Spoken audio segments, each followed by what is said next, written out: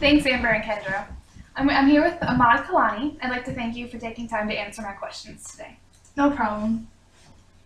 Ahmad, how is your life here in Djibouti? Well, to be honest, it's been really difficult, especially because of this persistent drought. That's not good news.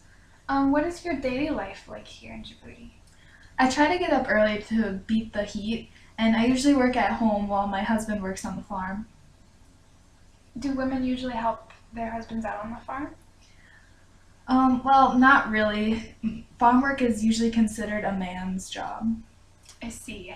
Are women usually allowed to do the same things as men? No, women are not. Women are highly discriminated against here. Men are considered the superior.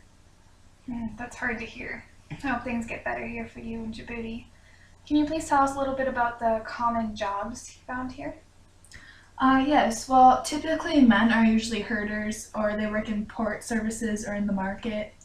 And women usually work at home, but lately more and more women have been trying to get a job outside of their home to try and support their families. And women usually get jobs in the market or as domestic caretakers. That's good. Is there any specific reason why women are choosing right now to find jobs? Well, things have gotten even more hard on families here, and we just need more money to support. Well, our prayers are with you. We hope rain soon comes. And speaking of prayer, would you mind telling us a little bit about the religious groups found here in Djibouti? Yes. Well, the most practiced religion here is Islam. In fact, 95% of our population practices that religion. And there's about 1% of our population who they either practice Roman Catholic or they are Protestant. And now that you've said a little bit about the religion groups, could you tell us a little bit about the ethnic groups found here? Yes, there are two major ethnic groups here, and they are the Isa Somali and the Afar. And do these groups get along fairly well? Well, that's kind of hard to say. There was a lot of fighting between the two groups, but recently things have started to get better. Well, that's good news. Probably the best news you've said all day. Yeah. Now, would you mind saying a little bit about the predominant languages spoken here?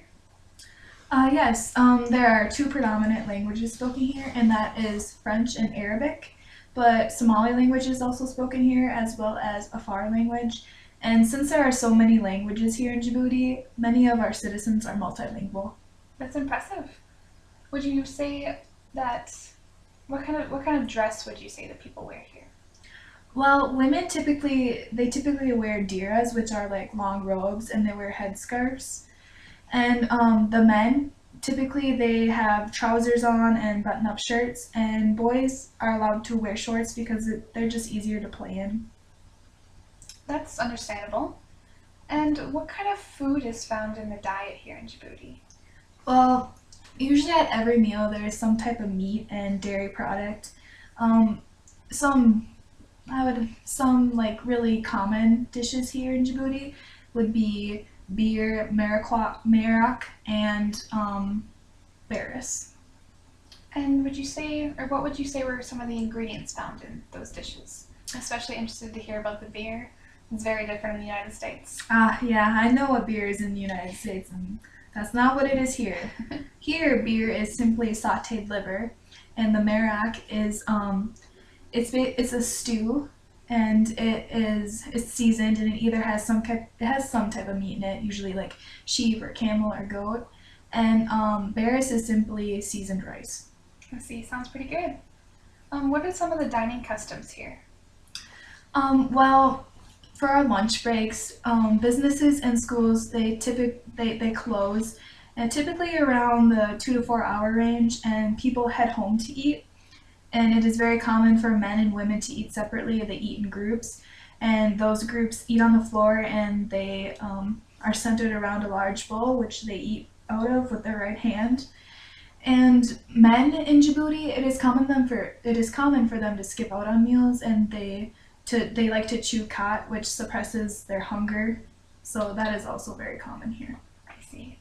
And what are customs of other people in Djibouti? Well, we... And can you tell me about other customs of people of Djibouti? Yes, when you are greeting someone here in Djibouti, people like to say peace be with you. In Arabic language, that means azalaham akalaham. And when men shake hands with other men, they like to use both hands.